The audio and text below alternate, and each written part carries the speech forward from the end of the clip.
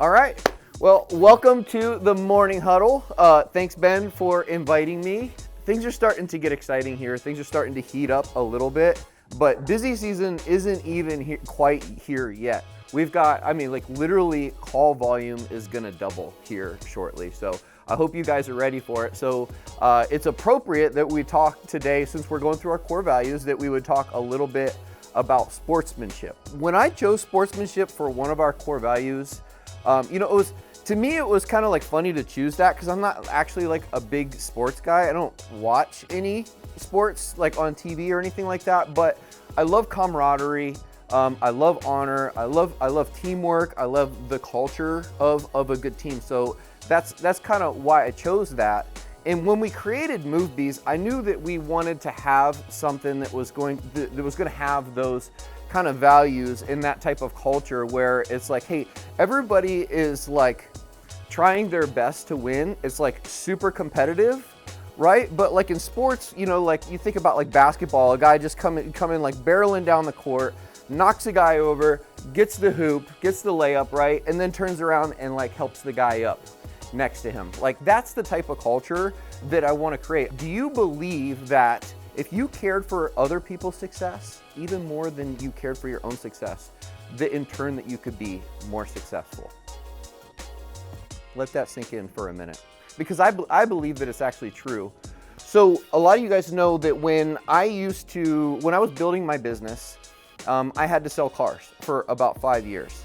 And car sales is like really, really cutthroat. Really, the only rule was like if a customer walked in the door and you went up and you greeted them and they said, hey, I'm here to see so-and-so, then you had to take that customer and like kind of like escort them to that person and hand it off. Now you better hope that you were there that day, because if you weren't there, they would probably say, actually, he's not here today, but I'd be glad to help you, and then you would lose your customer. Everybody was looking for an edge, a way to like steal your clients, and it just felt like if I didn't join into that type of culture and participate, that maybe like I couldn't be successful, right? Because all the deals that were being stolen from you felt like if you didn't do that and you didn't steal deals from somebody else somehow, that you were gonna miss out.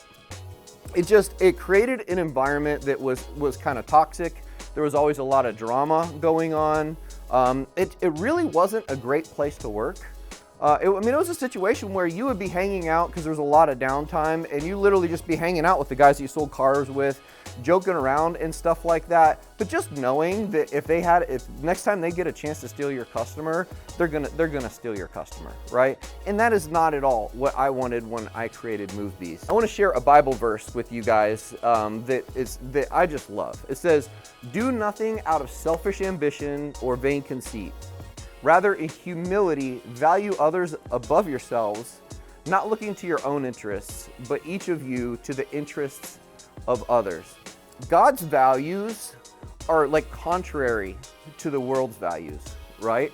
A lot of things that work in the kingdom of God are not intuitive of the way that we would think that things would work in the world. And there's a couple examples of businesses that I'd like to share with you guys. You've all heard of Chick-fil-A, right? So it's a Christian organization, and they're closed on Sunday. And any of the analysts that look at that business and the specialists, they would say, there's no way that Chick-fil-A should be successful, let alone, because fast food restaurants, they do majority of their business on the weekends, and like Sunday, like after church, like that's like their biggest day of the week. There's no way they should be successful, let alone be like 7 times more profitable than the next fast food chain. Hobby Lobby, the owner of Hobby Lobby, his name's David Green. And this guy, when they were creating Hobby Lobby, there were times where God would lay on his heart that he should give an amount of money to a Christian like ministry or organization, and they were big amounts of money that actually put the company in jeopardy at the times that he did it. But he knew that that's what God wanted him to do, and he did it anyway.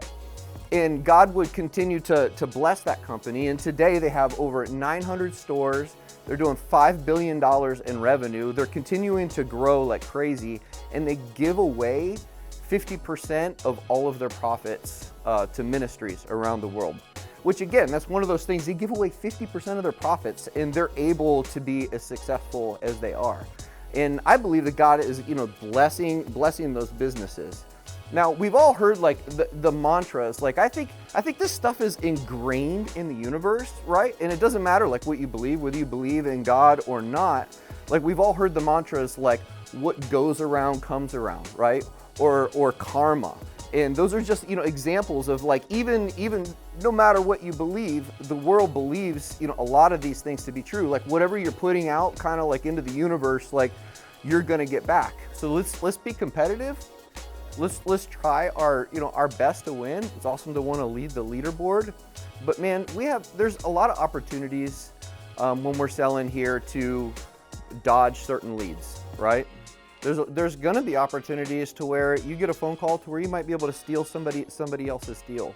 But if we level the playing field and everybody jumps in and like just does their part, and hey, when a lead comes in, I just take it. I'm not waiting for like the next phone call. I'm not stalling on that.